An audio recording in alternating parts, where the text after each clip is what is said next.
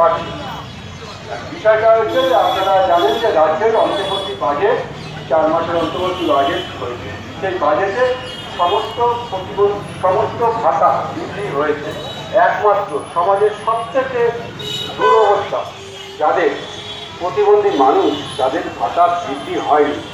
এর জন্য আমাদের রাজ্য কমিটির সাধারণ সম্পাদক মাননীয় কান্তি গাঙ্গুলী মহাশয়ের নেতৃত্বে আমরা সমস্ত জেলার বিভিন্ন প্রান্তে এবং ব্লক স্তর পর্যন্ত আমরা এই ডেপুটেশন কর্মসূচি গ্রহণ করেছি।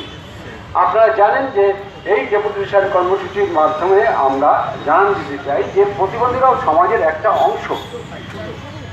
প্রতিবন্ধী মানুষ সমাজের 10% হচ্ছে প্রতিবন্ধী মানুষ। সেই 10%-এর কথা কেউ ভাবেন না, এবং সমাজের সব থেকে অবহেলিত মানুষ হচ্ছে আমরা, যাদের খুবই দুরবস্থার মধ্যেই আমরা এই সংগঠনটা করি এবং আমাদের সকলেরই